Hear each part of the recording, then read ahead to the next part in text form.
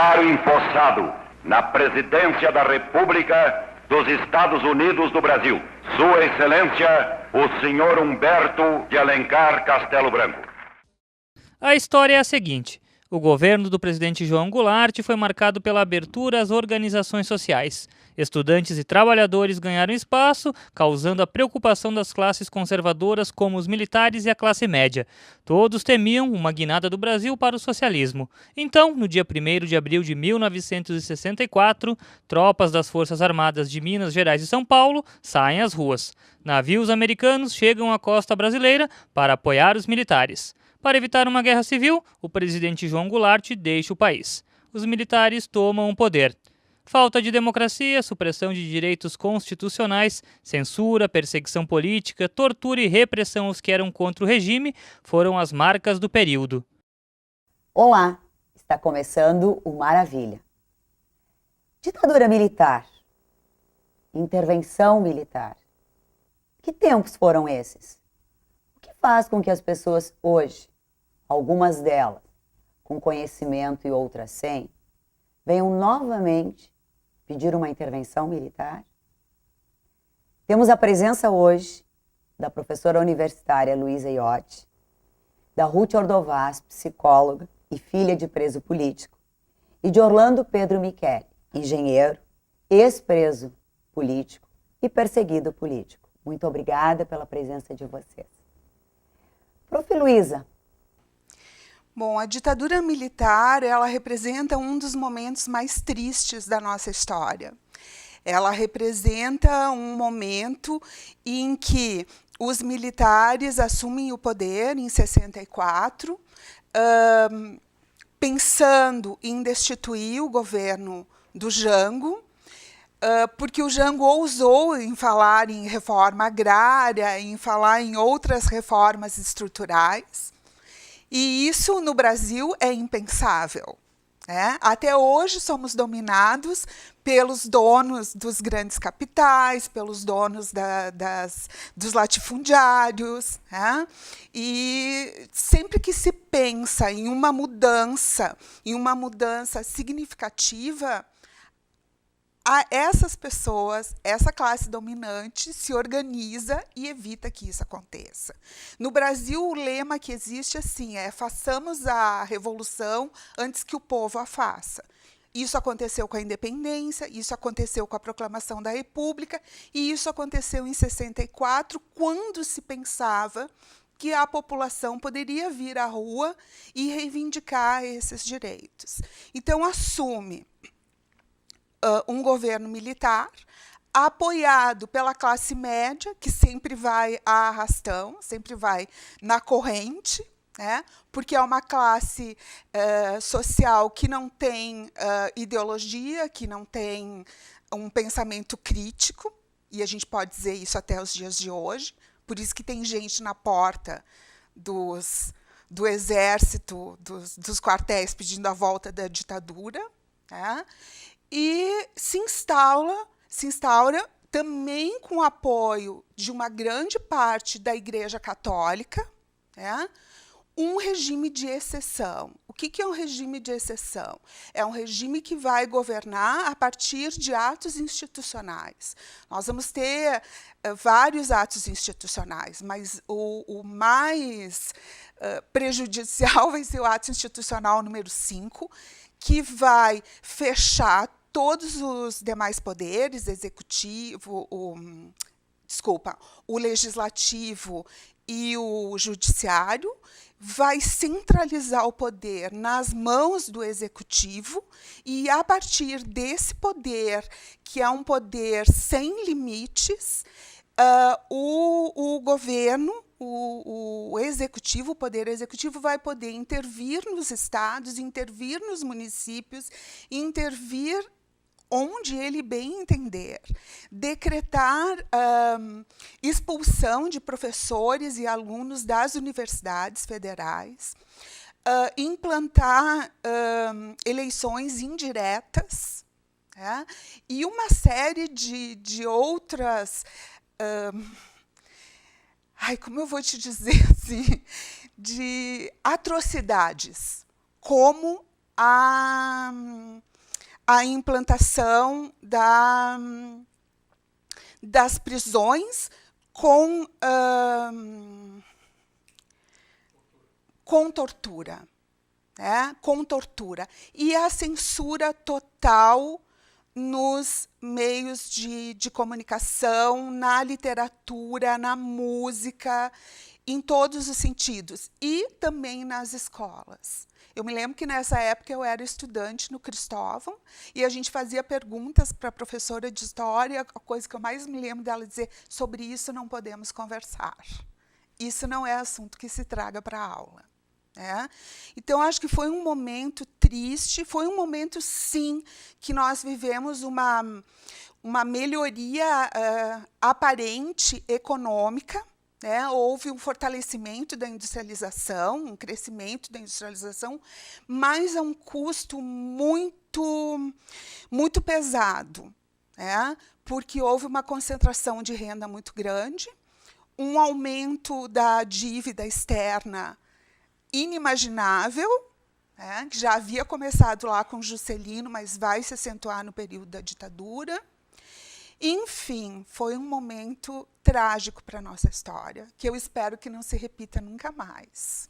Eu estava te ouvindo falar, Luísa, e me vieram algumas memórias de criança, porque eu sou filha de ex-preso político, eu sou filha do Leovigildo Neri de Campos, e eu me lembro que eu era muito pequena, embora eu sempre tivesse acompanhado essa história, porque o pai nunca escondeu nada da gente, mas ele sempre dizia, quando logo eu entrei na escola, ele dizia, cuida com o que tu fala, que tu está sendo observado. E no meu universo infantil, aquilo era tão estranho, né? Pensar que eu era criança, que eu ia estar numa sala de aula e meu pai sempre dizia, cuidado com o que tu vais dizer, porque tu vais ser observada. Tu estavas falando e eu estava lembrando disso, você me veio a lembrança. Então, isso é uma coisa muito... Eu sou prima do Ernesto Bernardi, que também foi preso, perseguido, e eu me lembro que ele entregava na nossa casa e na casa da minha tia o jornal do Partido Comunista. Voz Operária. A Voz Operária.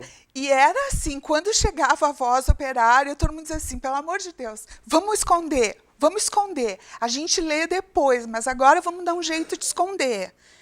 Tu estavas falando, eu estava me lembrando da madrugada de 1º de abril de 64. Eu era bebê, mas as minhas irmãs, elas contam, quer dizer, a minha casa foi invadida por um pelotão do Exército de Porto Alegre, porque o Exército de Caxias não quis buscar meu pai.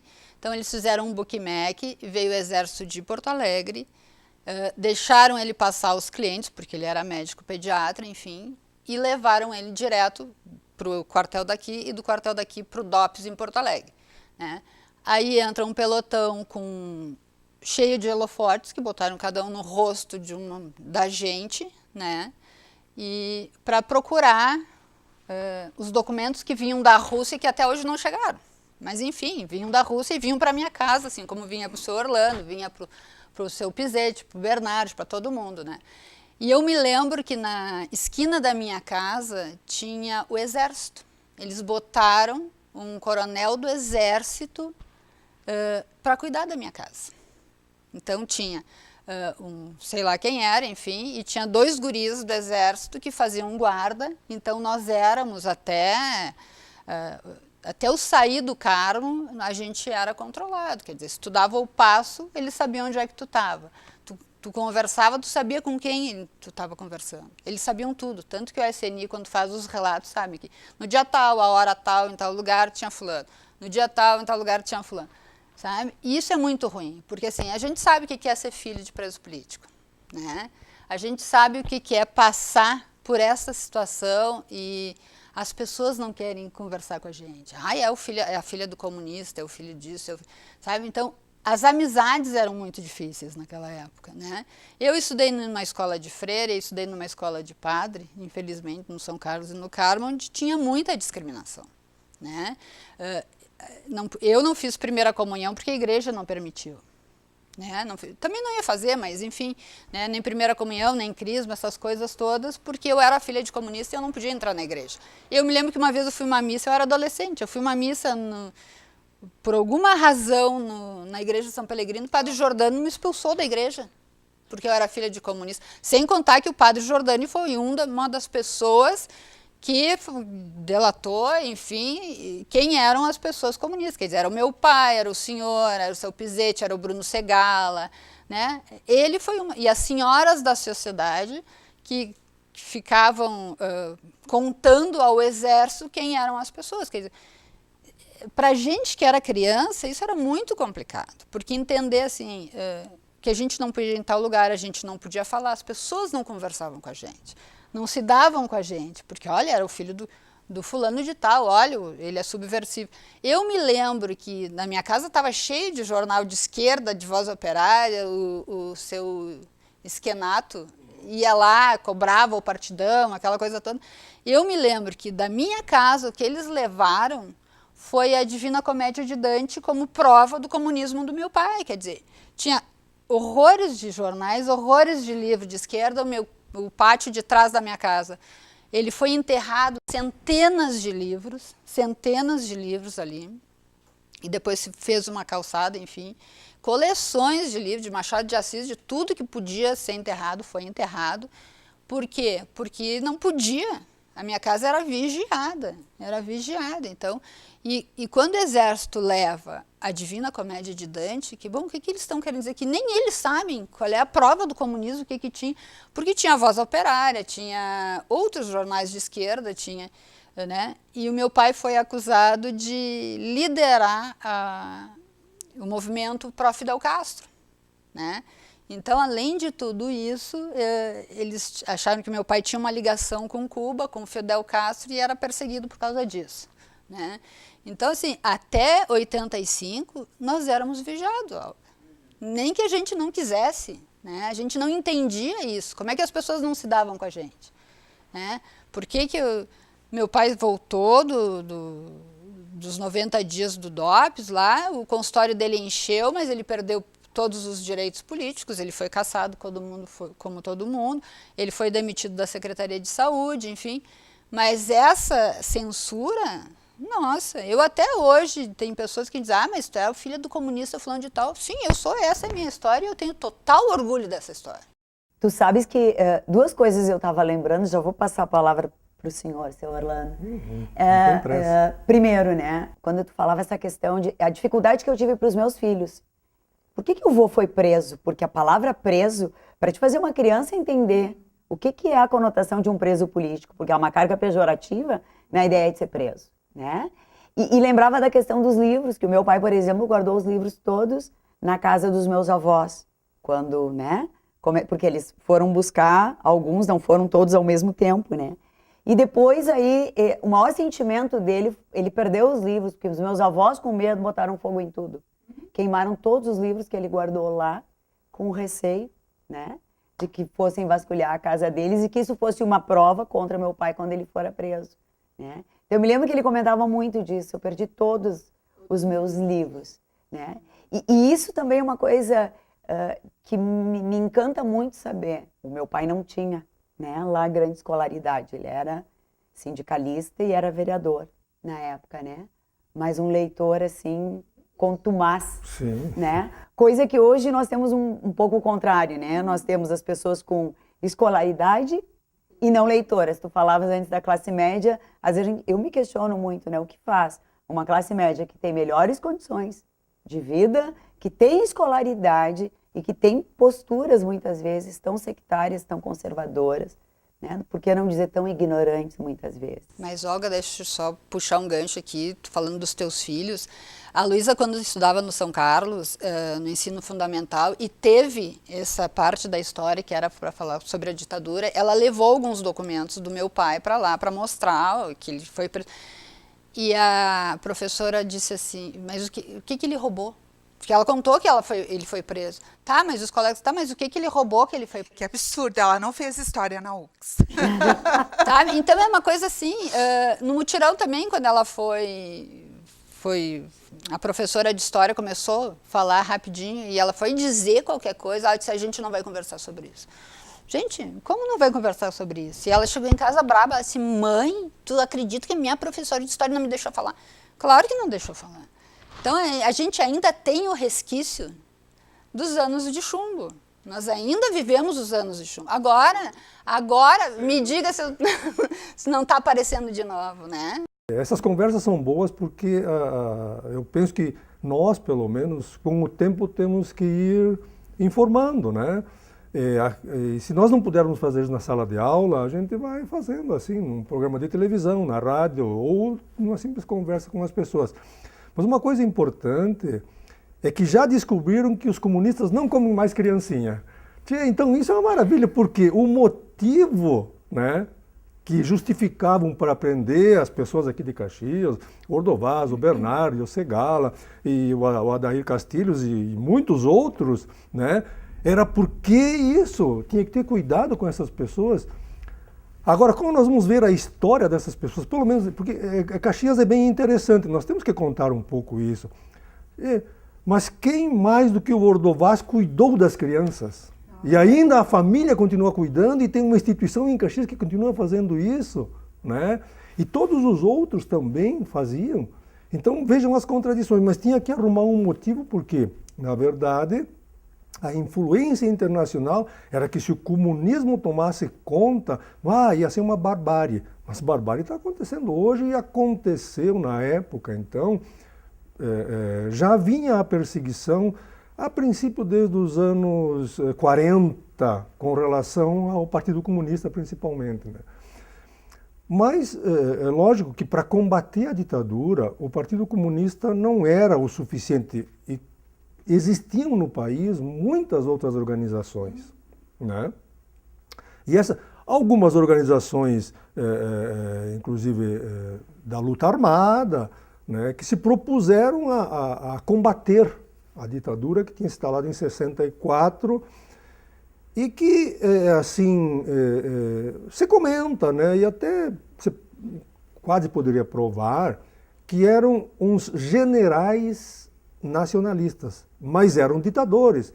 Porque no Brasil nós somos muito assim, né, complacivos o general, o presidente, que general, presidente, coisa nenhuma. Todos os generais que assumiram o governo eram ditadores iguais ao Pinochet, não tinha diferença nenhuma. A diferença que existe hoje é que o ditador da Argentina, principalmente, e o ditador do Chile, os ditadores do Chile e da Argentina, eles foram julgados e foram condenados, se eles cumpriram a pena ou não. No Brasil, a lei da anistia não permite que se julgue esses generais ditadores que comandaram o Brasil. Então, isso é uma falha que ainda nós temos que corrigir, que eu não sei como... Eu tinha, assim, uma previsão de que a ditadura ela teria feito um estrago nos brasileiros por 50 anos, mas eu estava dizendo antes que eu me enganei, ela fez um estrago por 100 anos, porque nós continuamos hoje num regime muito parecido. Só para dar um exemplo da tortura, na época, com relação aos políticos, a tortura era física e psicológica. Hoje, com relação a todas as pessoas, os brasileiros, é uma tortura coletiva, psicológica, principalmente porque ela vai criando na gente esse ambiente de pensar que lá no tempo da ditadura tudo uma maravilha. Não tinha maravilha nenhuma. A grande diferença que existia é que a imprensa não podia, como a professora Iotti falou, dizer nada. Era tudo censurado. Não acontecia o que acontece hoje. Lógico, hoje também a imprensa ela faz uma censura automática. Ela só publica aquelas coisas que interessam ao poder econômico. Aqueles grandes conglomerados econômicos que patrocinaram e continuam patrocinando as grandes emissoras de rádio e televisão. Então, nós estamos sendo assim torturados por uma mídia que não tem interesse nenhum que nós realmente consigamos aquelas mínimas coisas que são as reformas de base, que lá nos anos 60 elas estavam prestes a começar a acontecer, que era a reforma do ensino, a reforma política, a reforma econômica, a reforma agrária e assim por diante, a reforma da habitação. Tudo isso Então, o golpe... Que são reformas que poderiam melhorar as condições de vida da população brasileira. Que melhorariam, né? Mas só que daí não interessava o sistema internacional, porque daí o Brasil poderia ter pessoas que começassem a ter conhecimento, e aí o conhecimento faz a gente pensar, não precisa ter diploma de curso superior. Não. E se a gente pensa, a gente pode ter ideias. Se nós, humanos, tivermos ideias, é um problema para o sistema capitalista, porque ele não quer que nós tenhamos ideias. As ideias todas que nós vamos pô-las em prática são as ideias que o capital nos impõe. Por isso que hoje também as pessoas de curso superior, da classe média, têm dificuldade em ler, porque eles passam o dia inteiro correndo. Corre para o trabalho, corre para ganhar dinheiro, corre para comer, corre para isso, sai de manhã cedo, aí largam as crianças não sei aonde, então as pessoas não têm tempo de ler. E como é que... E o que as pessoas leem? Aquilo que aparece na televisão, ou no celular, ou no computador, que são coisas todas elas já censuradas pelo sistema, que o próprio sistema de telefonia e o sistema da internet e tal, tudo isso está censurado. As pessoas é que acham que estão muito livres, ninguém está livre. Livre seria bom nós podermos decidir pelas coisas que nós queremos, não por aquilo que os outros nos impõem que a gente queira. E uma coisa trágica que aconteceu, das piores que aconteceram, é que dizem aí os que lutam pela volta da ditadura e pela intervenção militar, é que naquele tempo não tinha problema, todo mundo saía na rua numa boa e tal. Isso não é verdade, né? O que não tinha era informação, né? E a outra questão também de que não tinha corrupção, é bom que todos saibam que a corrupção que existe hoje, ela vem lá daquele tempo, né? Porque quem mais incentivou a corrupção foram os próprios militares, os próprios ditadores. E, inclusive, as informações que existem no próprio Arquivo Nacional, que é onde guardam todos os documentos brasileiros, alguns já podem ser vistos, outros os ditadores disseram que só podem ser abertos depois de 50 anos, depois de 100 anos, então nós não temos acesso a alguns documentos que nós poderíamos conhecer um pouquinho melhor essa história. Mas, então, a questão da dívida externa, principalmente, o Delfim Neto, que está por aí ainda hoje... Dando conselhos para o Temer. Dando conselhos para o Temer, foi procurá-lo essa semana. E o Roberto Campos, nos anos 70, eram nossos embaixadores na França e na Inglaterra, e eram os dois que negociavam todos os empréstimos que vinham para o Brasil. Então, o que vinha para o Brasil superfaturado, nós estamos ainda pagando. E os 10% eles que usaram. Por isso que há poucos anos atrás, antes do Roberto Campos morrer, que ele foi deputado federal, a pessoa que mais tinha silos de armazenagem de grãos no Brasil era este cidadão Roberto Campos, pela corrupção feita lá nos anos 70, no tempo da ditadura. E vou dar só mais um exemplo, para a gente depois poder continuar o nosso diálogo. Nos anos 70, nos anos da ditadura, vamos dizer assim, né, fizeram dois grandes projetos no Brasil, a Itaipu e a Transamazônica. Só ali dentro a corrupção que aconteceu foi muito maior do que se nós tomar todos os últimos anos dessa que dizem que está havendo aí.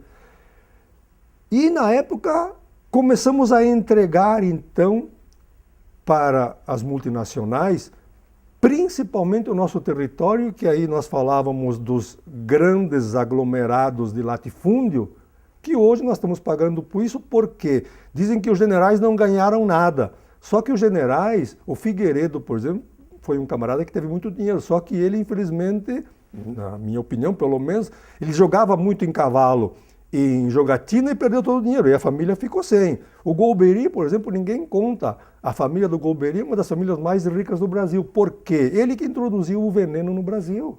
E o Brasil hoje é o maior consumidor de agrotóxicos exatamente por causa deste general que era a eminência parda dos ditadores. Então, nós vamos continuar dizendo que tudo que está acontecendo de ruim no país hoje é reflexo da ditadura. Mas aí, se as pessoas quiserem conversar, nós a gente está à disposição. Gente, eu acho que, nossa, muito boa a nossa conversa, mas nós estamos nos encaminhando para o final do nosso programa. Então eu gostaria, sim, que cada um de vocês pensasse no nosso telespectador, no momento sério e obscuro que a gente vive, e fizesse uma falinha no sentido de esclarecimento das pessoas, de compreensão do quanto é sério quando a gente defende alguma coisa que, a princípio, eu diria, a gente nem sabe do que se trata. Prof. Luísa. Bom, eu penso que esse é um momento em que a gente tem que parar, refletir, não acreditar no que a gente está vendo na televisão, desligar um pouco a Rede Globo, pegar um pouco um livro de história, tem livros muito bons de história, e eu acho que é um momento da gente sair dessa zona de ignorância. Ignorância no sentido de desconhecer o nosso passado. É um momento em que a gente precisa estudar um pouco de história. Não tem como a gente entender o presente se a gente não conhece a história. Então, eu acho importante que as pessoas, por favor, peguem um livro de história do Brasil, vão estudar um pouco sobre o nosso passado, porque isso é fundamental. Ruth. Eu estava pensando aqui, eu acho que tudo essa perda de direitos que a gente está tendo, esse fim de investimento nas políticas públicas, na educação, na saúde, na segurança, isso tudo é uma construção que já vem vindo, ao meu ver, desde a época do Lula. Quer dizer, quando eles não conseguiram dar conta de que o Lula venceu a segunda vez e investir no povo, eles começaram a arquitetar esse golpe. Porque isso é um golpe, gente. Isso é um golpe político. Não vamos dizer que isso é a ponte do futuro, que não tem ponte nem futuro. Acho que os jovens têm que se dar conta que eles vão perder escola, eles vão perder pensamento. Nós não temos jovens com pensamento crítico, são muito poucos hoje que têm pensamento crítico. A gente está fazendo uma perda, perdendo tanta coisa, estamos perdendo cidadania, e isso é o reflexo dos tempos obscuros que a gente está vivendo. A gente está pedindo a volta da ditadura militar, achando que a intervenção militar é só até a eleição e depois a gente bota o presidente que a gente quer e tudo bem. Não, não é tudo bem. Intervenção militar e ditadura militar é a mesma coisa. Nós vamos sofrer as mesmas coisas que o povo sofreu na década de 60. Vai ter censura sim, vai ter perda de direito, porque as pessoas acham que vamos ter liberdade. Não vamos ter liberdade. Vamos vamos ficar sem nenhum direito. Tudo que a gente falar vai passar, vamos escolher o que a gente vai ler, aonde a gente vai. Nós vamos continuar sendo seguidos para ver aonde, como e por que nós estamos conversando. Então, os jovens têm que entender que a ditadura militar é um período extremamente cruel para todo mundo. E eu acho que isso a gente tem que parar e pensar um pouco e deixar assim, não é a mídia que manda na gente, é o conhecimento que a gente tem que ter claro, porque o que está vindo por aí é muito sério. Independente de qual o sistema político, administrativo que as pessoas queiram, é bom conhecer, Porque daí a gente diz, mas peraí, teve esses problemas, essas dificuldades, a gente não consegue avançar politicamente, mas porque nós não cuidamos da nossa história, Se nós cuidássemos melhor da nossa história e nós olhássemos a nossa história também com um olhar crítico, não só com o olhar de absolvê-la, nós poderíamos fazer coisas melhores. Então, a nossa, assim, como sugestão, vamos dizer, é que as pessoas leiam mais, estudem mais, e que saibam uma coisa bem importante, que o golpe contra o presidente Lula e contra a presidente Dilma foi dado porque, não é porque o sistema econômico não ia bem, o sistema econômico ia bem, as pessoas que têm dinheiro no Brasil ganhavam muito mais dinheiro, mas o problema é que o representante que estava no poder era um trabalhador. Então, essa é a dificuldade. O capitalismo ele não admite que um trabalhador administre alguma coisa, porque na cabeça deles, quem quebra as empresas, eu vou até deixar este recado aqui para Caxias, quem quebra as empresas não são os trabalhadores, são os donos das empresas. E quem quebra os países não são os cidadãos. Então, esse é o cuidado que nós temos que ter. E como o sistema capitalista queria ter também o poder político, tiraram e colocaram esse pessoal que está aí. Então, por isso que nós temos que estudar mais e temos que nos informar e discutir, né? Que daí a gente poderá formar uma opinião e não ter medo da liberdade, porque o grande problema é esse. Nós não queremos ser livres, nós queremos ter que alguém nos comande, né? Muito obrigada pela presença de vocês, pela importância de um debate como esse, num momento tão obscuro, em que a gente ainda percebe que pessoas, até mesmo com bastante idade, defendam aquilo que é indefensável. É importante que a gente perceba, os nossos convidados hoje são caxienses, têm histórias para contar sobre a ditadura que aconteceram aqui. Os nossos jovens merecem que as pessoas tenham um compromisso com a liberdade. Busque os livros, busque a informação, busque a história. Maravilha agradece muito a presença de vocês. Acompanhe o programa nas nossas redes sociais, Facebook e YouTube.